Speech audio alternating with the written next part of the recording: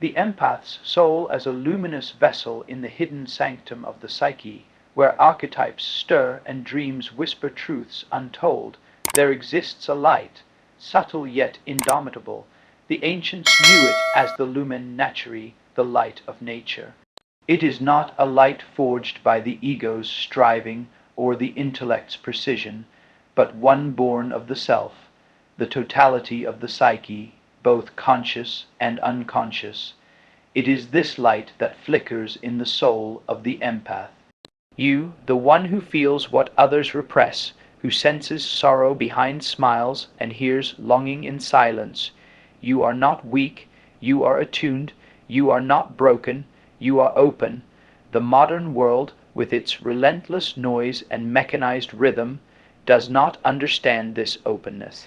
It calls it too sensitive, too emotional, or overly dramatic. But what it fails to grasp is that your sensitivity is not a defect. It is an ancient inheritance. The empath's soul is a vessel, luminous, porous, and deep. It absorbs the world not passively, but receptively. Where others observe, you absorb. Where others analyze, you feel. You swim not just in the waters of your own being, but in the seas of others' pain, joy, confusion, and desire.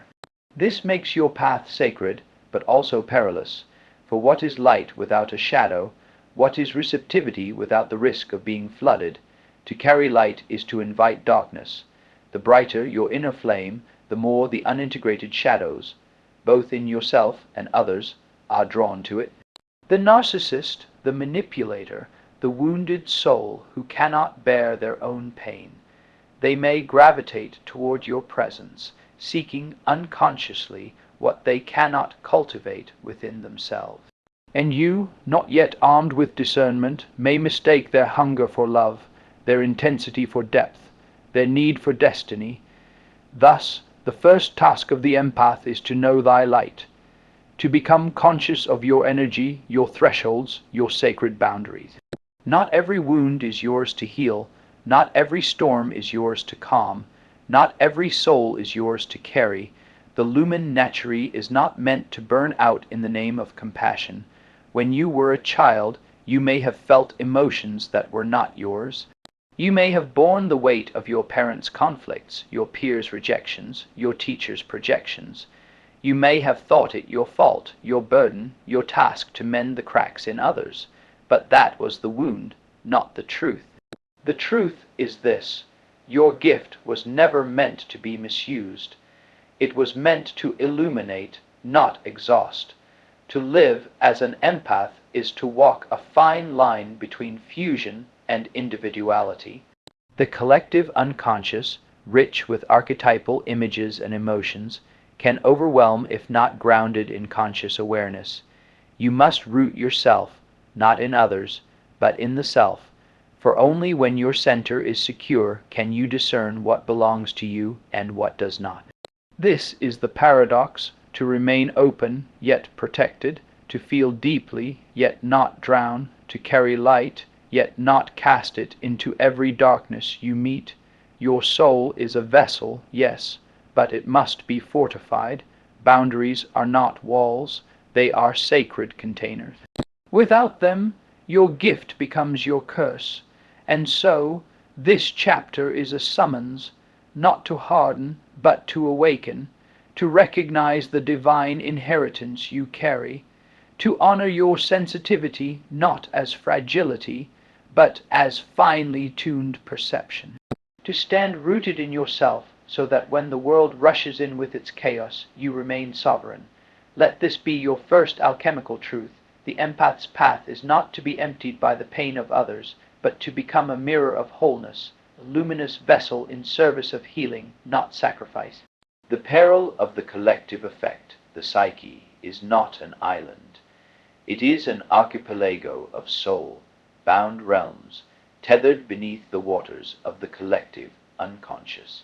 Invisible yet inescapable, we are bound to one another by currents of emotion, what I have called affects, the ancient tides of feeling that move beneath thought, reason, and will. And you, empath, do not merely sail these waters. You are the tide, taker, the moon, pulled vessel, the finely tuned barometer of psychic weather. It is a gift that feels like drowning, because unlike others, who may resist, repress, or deflect emotional storms, you absorb. The sorrow in another's eyes becomes the ache in your own heart. The rage that vibrates unspoken across a room becomes the fire you cannot extinguish. The grief of a stranger passing in the street lingers in you as if it were your own lost child. And in some ways it is, for these are not just emotions. They are effects rising from the deep, archetypal energies that bypass intellect and speak in the primordial language of the body and soul. When unguarded, the empath becomes a vessel for these energies, not because they are weak, but because they are open. This openness, if unconscious, becomes possession. You must understand, effects are contagious. Like fire leaping from candle to curtain, they spread not because of intent, but proximity. Those around you, partners, parents, strangers, even crowds, may discharge their unconscious effect into the nearest soul receptive enough to carry it. And that soul, dear empath, is often you. Not all who feed on your light do so out of cruelty. Most are unaware. They do not know that the rage they stifle seeks release through your sudden tears. They do not realize that their despair, unspoken and unintegrated, curls like smoke through the corridors of your being, fogging your own sense of clarity. They have lost contact with their shadow, and you, luminous and open, become the unwitting lantern of their pain. This is the peril of the collective effect. It pulls you beneath the surface, into tides that are not your own, and you forget how to swim. But here is the first act of inner sovereignty, discernment. You must ask, not once but always, whose feeling is this? Whose fear? Whose fatigue? Is this sorrow truly mine, or was it breathed into me by a mother who could not grieve? Is this anger my own, or did it spill over from a partner who never learned to speak it aloud? Is this anxiety rooted in my being, or am I carrying the panic of a culture that worships speed and drowns in silence? To navigate this sea, you must become a cartographer of your own emotional landscape. You must know the shape of your soul so intimately that you can spot foreign waves the moment they rise. This is not detachment. It is sacred differentiation. It is the art of standing in the ocean and saying, "This wave is not mine. I bless it, I return it, I remain." When the collective unconscious floods, those without anchor are swept away. But you, once aware, can become a conscious vessel, no longer driven by tides, but guided by the self. You can feel with others without losing yourself in them. You can love without merging, hold space without being devoured. The task is not to harden, but to discern, not to close, but to contain. The empath's path is perilous precisely because it is holy. You are a conduit between worlds, between the unspoken and the seen. But a conduit must be clear, and a clear vessel must be grounded. Remember this.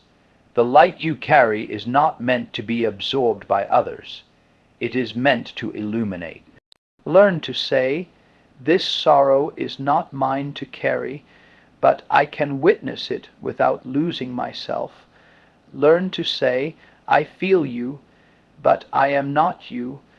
This is how you remain sovereign in a world that unconsciously begs you to disappear. The shadow that seeks your light, every soul, no matter how luminous, casts a shadow, even yours, dear empath. The greater your capacity to love, to heal, to perceive the silent tremors of the human heart, the deeper the darkness that gathers behind you. It is not evil, it is not shameful, it is simply that which you have not yet turned to face. For the shadow is nothing more than the unlived life, your rage unspoken, your needs unmet, your desires condemned in the name of goodness. And because you are sensitive, kind, and tuned to the suffering of others, You may have learned long ago to push your own suffering into the depths, but what is repressed does not vanish, it waits, and so the world brings you mirrors. Not always kind ones, you may have noticed a pattern. People drawn to your light often carry something dark. They lean on you, drain you, even harm you, not always intentionally, but instinctively. Like moths to flame, they seek something in you they've lost in themselves. And what's worse, you allow it, not because you're weak, but because you feel responsible. But what if I told you, these people are not just invaders, they are messengers. They reveal the parts of you you have not yet claimed. That friend who always takes, never gives, she echoes your fear of asserting your own needs. That lover who withholds affection, he reflects your buried belief that love must be earned through suffering. That parent who guilted you for setting boundaries, they point to your inner child still aching to be chosen. And when you ignore these signs, when you give and give until you are empty, you are not being compassionate. You are feeding your shadow, because the shadow does not only appear as monsters in dreams, it appears as your compulsion to save. Let us not romanticize this. Your selflessness may be, at times, a disguised hunger for validation. Your compassion may contain hidden pride. Look how much I can endure. Your patience may be self-abandonment wrapped in spiritual ribbon, and those who exploit your empathy, they find these cracks. Not because they are evil, but because the psyche, in its strange wisdom, orchestrates these encounters to reveal what you cannot yet see in yourself. This is the dance of projection and possession. The shadow seeks the light not to destroy it, but to be acknowledged. So what is the remedy? To turn inward, to name the rage you denied in childhood, to claim the desire for recognition you buried under humility, to scream in safe spaces, to feel what you thought made you unlovable. You are not here to be a martyr, you are here to be whole, and wholeness requires confrontation. Sit with your discomfort when you say no. Notice the tremble when you choose yourself. Speak your needs and feel the shame rise, and remain anyway. This is how you build your shield, not a wall of defense, but a field of awareness. When the shadow is integrated, it no longer seeks chaos outside. It becomes power, clarity, discernment, and then those who once drained you will no longer find purchase. For there is no hook left within. In truth, the most dangerous shadow is not in others. It is the one you refuse to meet in yourself. So face it. Let it rage, weep, howl, until it quiets and reveals its wisdom.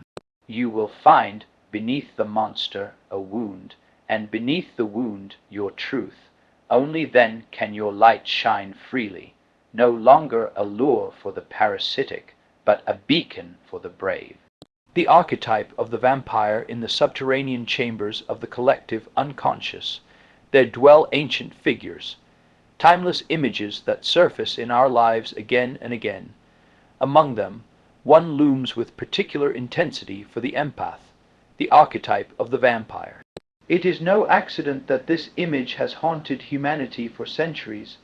The vampire is not just a figure of folklore. It is a psychic reality, a symbol of unconscious hunger, of souls who have lost connection with their own source of vitality, and thus seek to feed off the living energy of others. And you, dear empath, radiant and open-hearted, are their unwitting feast. You must understand, these figures are not always villains. They wear many masks. They may come as wounded children, charming lovers, charismatic leaders, or even spiritual seekers. Often they do not know they drain you. Their need is not always malicious. It is desperate, born from their refusal or inability to face their own emptiness. They come to your light, not because you are weak, but because you shine.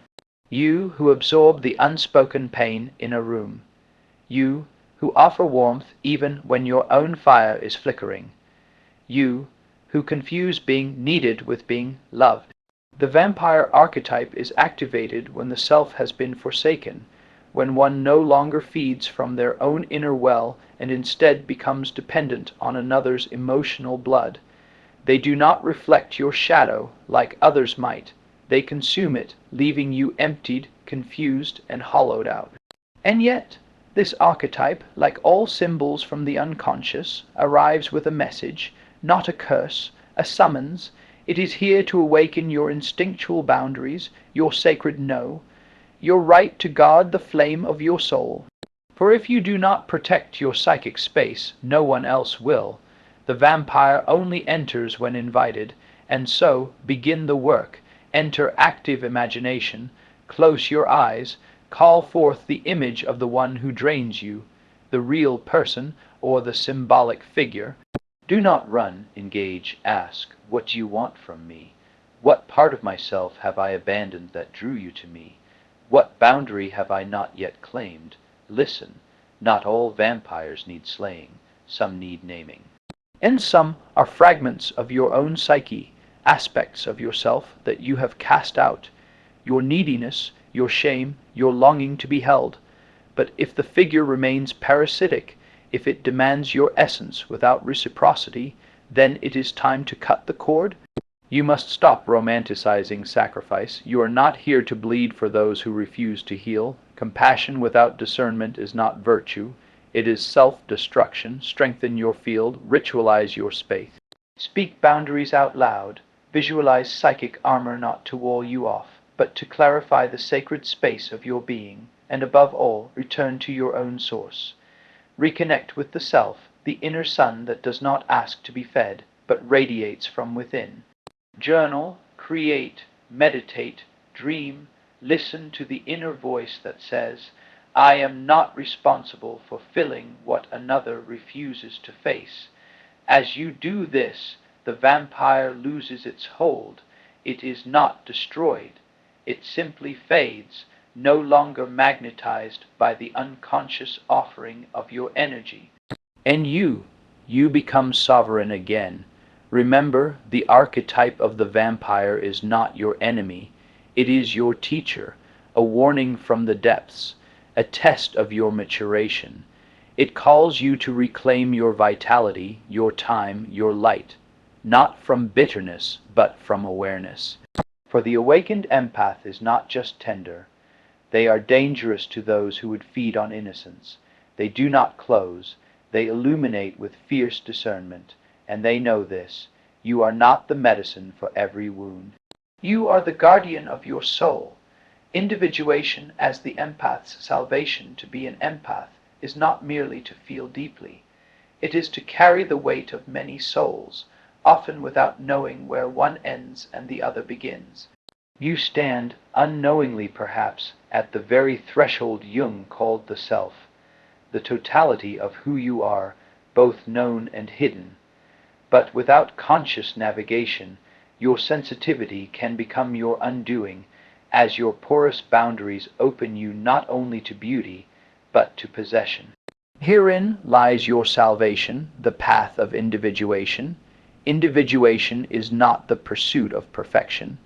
It is the slow, deliberate integration of your unconscious depths with your conscious awareness, reclaiming of lost fragments, forgotten instincts, disowned truths. And for you, empath, this journey is not optional. It is necessary. For only by becoming whole within can you stop unconsciously carrying what does not belong to you. You must ask yourself, where have I abandoned myself in the name of being kind? Whose grief have I made my own? What parts of me have I suppressed to be loved? When your light shines outward without being anchored inward, you become a beacon not only for kindred souls, but for unhealed energies seeking a home. Your gift then turns against you. Your body aches. Your emotions surge. You become an echo chamber of collective suffering. But when your light first illuminates your own interior world, something miraculous begins to happen. The world no longer pulls you apart. You become a centered flame, not a flickering candle in every storm, and so the work begins. Each night your unconscious speaks. Begin recording your dreams. Look for recurring symbols: houses, strangers, animals, shadows. These are not meaningless images. They are the language of your soul. Interpret them not with logic, but with feeling. What does the dream feel like? Where in your waking life does that feeling emerge? Over time, patterns will appear. Your psyche is guiding you back to yourself. Close your eyes. Let an image come. Perhaps a child, a forest, a wounded animal. Do not judge it. Engage with it. Speak to it. Ask, what do you want me to know? This process bridges the conscious and unconscious, allowing you to integrate energies that would otherwise act out in your relationships or compulsions. Find a quiet space. Write a letter from your anger, your jealousy, your fear. Let it speak honestly. Then reply, not as a critic, but as a witness. You are building a bridge between the you show the world, and the you hide. Integration is not healing by force. It is hearing what was silenced. Each evening, reflect on your emotional state. What was yours? What was borrowed? Learn to return what is not yours, not with rejection, but with reverence. Say silently, "This is not mine to carry." Ritualize this. Burn a paper. Speak into the wind. Let the body and soul feel the release. As you walk the path of individuation, you cease to be a sponge for others and become a vessel of your own essence. You are no longer defined by what others need, but by what your soul longs to create. You begin to feel, not to absorb, but to know. You begin to love, not to lose yourself, but to deepen your presence. You begin to serve, not from depletion, but from overflow. And that is the sacred paradox. Your sensitivity becomes your power only when it is grounded in your wholeness. The world will not change because you bled for it. It will change because you became so whole that others remembered how to find themselves through your example.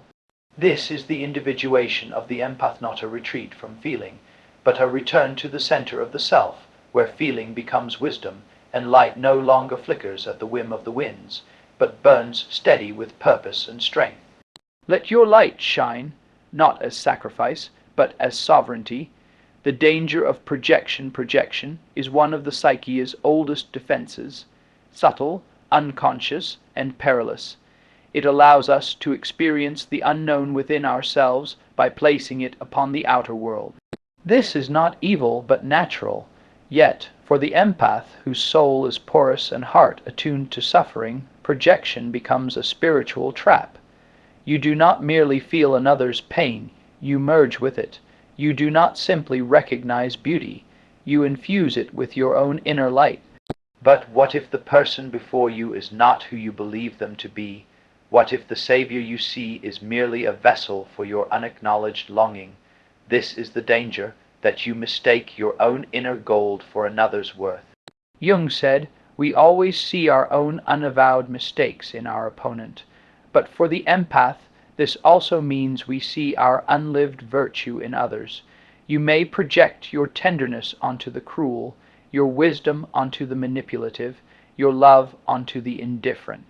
And in doing so, you give away your power, not because they took it, but because you handed them the script and asked them to play the part. To survive this spiritual error, you must withdraw your projections. But this cannot be done through suspicion or cynicism. It must begin with self-inquiry. Ask yourself, why does this person stir such intense emotion within me? What unmet need am I unconsciously asking them to fulfill? Am I loving who they are, or who I want them to be? Each of these questions is a mirror, not a mirror of judgment, but of revelation. You must learn to see the difference between resonance and projection. Resonance is mutual recognition. Projection is silent imposition. One deepens truth, the other distorts it. When you project, you don't see the person. You see your own unlived story. dressed in their image. You love an illusion, you protect a ghost, and you suffer for it. Those who manipulate, whether intentionally or not, often do so because your projection blinds you. They step into the role your psyche offers, and you, longing to believe in goodness, let them. But projection can be withdrawn, and when it is, the spell breaks. You begin to see clearly, not with the hunger of your heart, but with the discerning gaze of the self, how, through shadow work where you reclaim your disowned traits, through dream analysis, which often reveals the projected figure not as they are, but as symbols of your own psyche, through active imagination, where you dialogue with the figure you've projected and ask, "What part of me do you represent?" As you reclaim what is yours, you no longer see people as gods or demons, but as complex, wounded, and beautiful in their humanity. You no longer chase redemption through others. You find it within, and with this clarity comes freedom. Freedom to love without illusion, freedom to give without being drained, freedom to walk away from those who feast on your unguarded light. This is the gift of individuation, to relate not from longing, but from wholeness. Let others be who they are, let yourself be who you are becoming, and trust that what is real requires no projection to endure.